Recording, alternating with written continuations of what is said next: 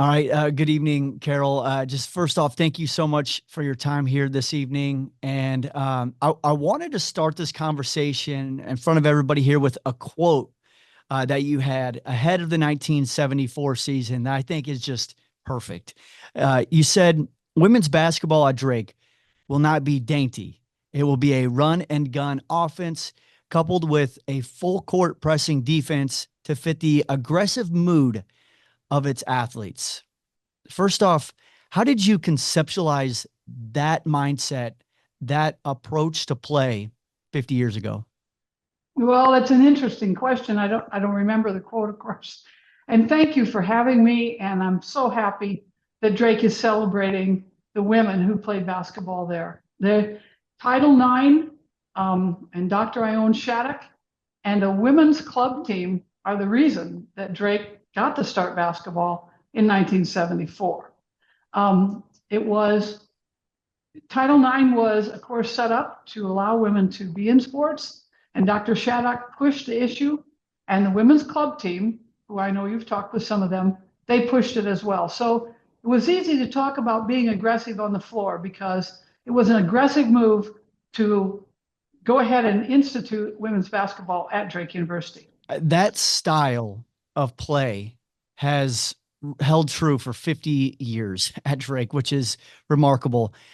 But how aware, as you're kind of talking through this, how aware were you and some of the others at the time aware of the role that you all were playing as pioneers in culture, in women's basketball, in sport in the United States? But it's interesting, and it's a nice question. And I just have to say that the women who played then, they gave it their all. They gave everything they had to the sport. And I just have to say that they're heroes to me, that they were able to do that. They never quit. And we had a lot of obstacles to overcome in those early years. So I'm glad to hear that they have continued such a style of play, but it never stopped. They never quit, no matter what the situation was, on the floor or off. You ended up having an incredible career as a head coach at Drake, but it was a little slow to get started. You were a high school coach for multiple sports at Dallas Center Grimes, and your former student and student athlete, Dory Ward, was at Drake, and she was helping you coach at DCG at the same time. And how she recalls it, you were pretty resistant at applying for the women's basketball position at Drake. Why did you have initial reservations about the job that you ended up being so wonderful at? Well, it was a really hard startup. I mean, in those years, we started this basketball team in a women's gym where the top of the key circles intertwined with the middle circle of the court. It was that small. There wasn't much money. It was so new that it was going to be a real hard job, and so that was part of it. Also, it was a shift from the 3-on-3 game to the full court game, so I had to make that shift as well, and I'm really glad I did it. So that quote that you had, that I said here at the top, was from a pamphlet that you and some players handed out around town. And, on top of that, again, bringing up Dory Ward, she hand drew game programs. And from what I've heard, even in the darkness of night, you held a painting party to spruce up the field house. So how necessary was it to do some of that, grassroots marketing and grassroots hands-on work around here to, get the program going? It was the only way that we could get anyone to pay attention to us. I have to tell you, that was the most difficult part of this, is that we didn't really have much of a budget. They didn't get shoes free. They didn't get a per diem. We traveled a 12-passenger van. We put 15 people in it and went to our games. We didn't do overnights anywhere. And we got to play in the field house because the women's gym was condemned. So they tore that building down and we ended up in the field house, but we didn't get to practice until 7 o'clock at night. And they never missed a practice. The players were so devoted to this. They never missed a practice. So from 7 to 9 in the field house, we practiced. And the lighting was dim in there, and it was a sort of an army gray.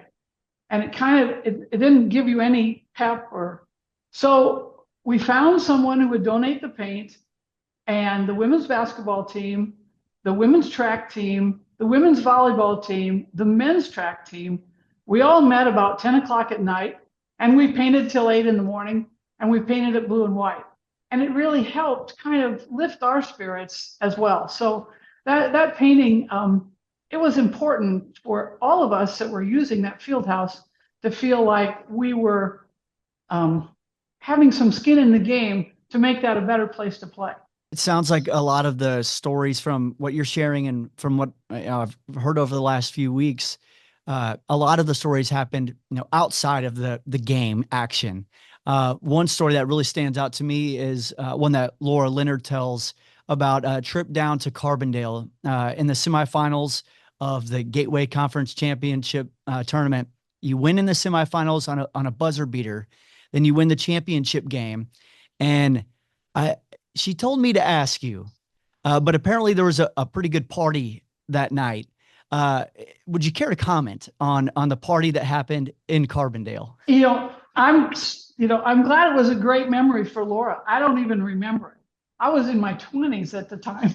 I don't know what she's talking about, but when the players, I have to tell you, I never had to say to them, "You're not giving enough." I never had to say it to any team I had.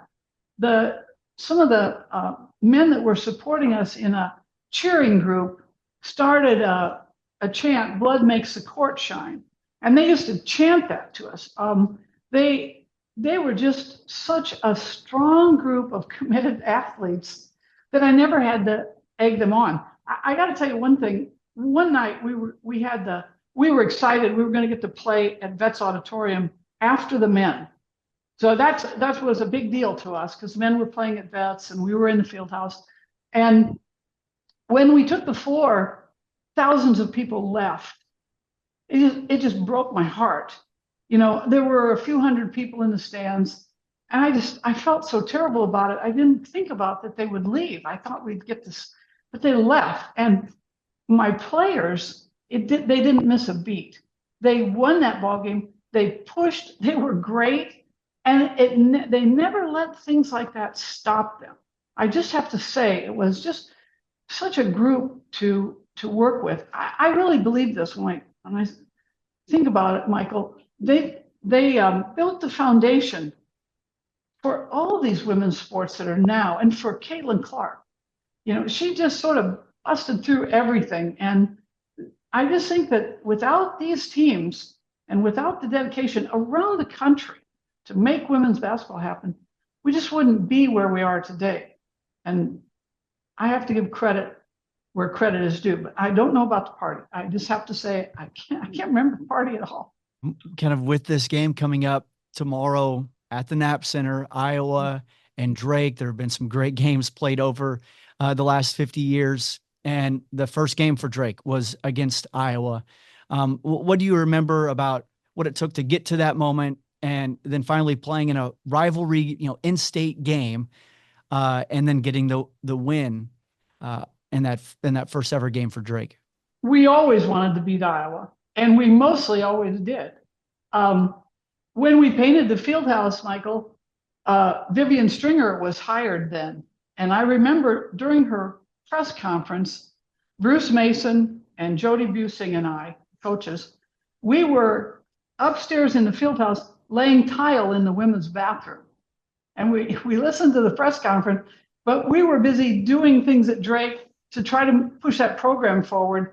But we never wanted to get beat by Iowa. We never wanted to get beat. And then Lisa Bluter comes along, and I love Lisa Bluter.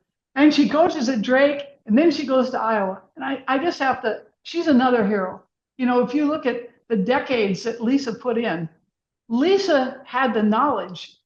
Lisa had the sense to turn and put that whole offensive program around Caitlin Clark. Caitlin Clark was lucky to have Lisa Bluter because she became the focus of the offense. And so I got to say, I'm for Drake. I'll always be for Drake, especially if they're playing Iowa. But I love Jan Jensen. So I gotta tell you, I'm torn between the two teams. I hope they have a great game.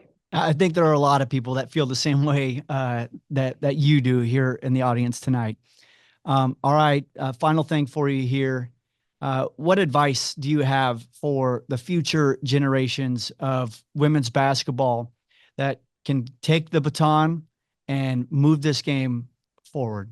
To do any of this is stay focused and do the best you can. And that's all you've got. And if you don't leave anything, don't leave anything out. Go out there and play the game as hard as you can. And all these good things will follow as they have, no matter how long it takes. Carole, thank you so much for your time. It was such a pleasure getting to talk to you. Nice talking with you, Michael. Thanks a lot.